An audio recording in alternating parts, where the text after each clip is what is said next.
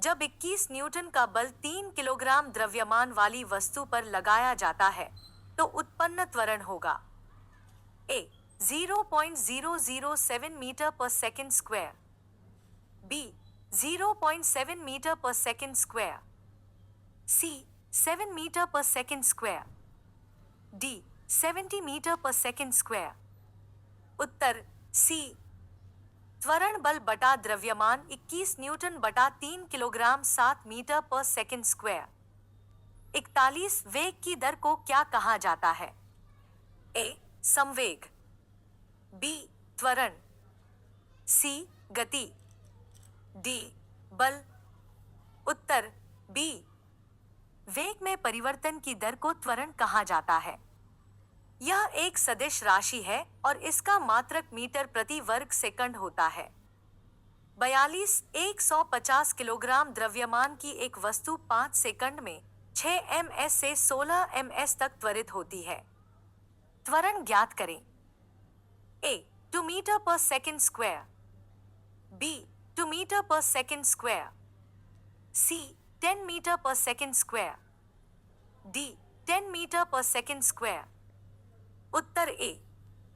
त्वरण वेग में परिवर्तन बटा समय 16 मीटर पर सेकंड 6 मीटर पर सेकंड बटा 5 सेकंड, 2 मीटर पर सेकंड स्क्वायर। 43 नकारात्मक त्वरण किसकी दिशा के विपरीत होता है? ए वेग, बी संवेग, सी बल, डी दूरी। उत्तर ए। नकारात्मक त्वरण वस्तु के वेग के विपरीत दिशा में होता है। 44 एक समान तल वाली सीधी सड़क पर नियत त्वरण पर दौड़ने वाली कार के संबंध में कौन सा कथन सत्य है?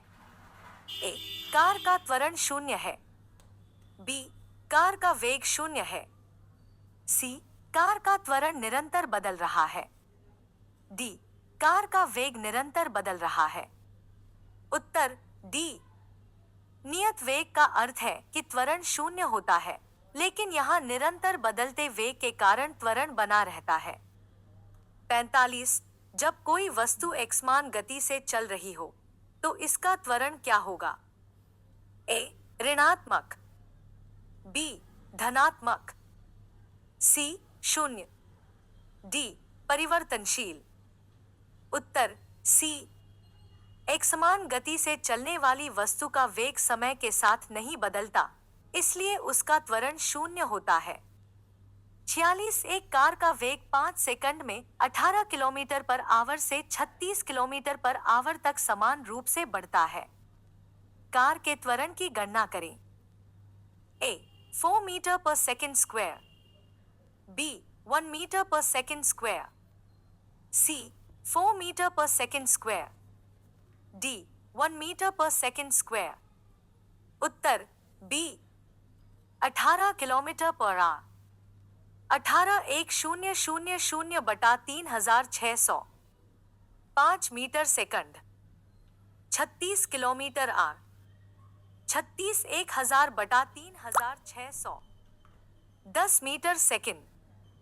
त्वरण वेग में परिवर्तन समय 10 5 बटा 5 1 मीटर पर सेकंड स्क्वायर।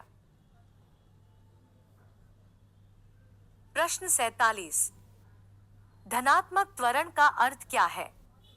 ए वस्तु का वेग कम होता है, बी वस्तु का वेग स्थिर होता है, सी वस्तु का वेग बढ़ जाता है, डी वस्तु का वेग 0 है। उत्तर सी। धनात्मक त्वरण का मतलब है कि वस्तु का वेग बढ़ रहा है।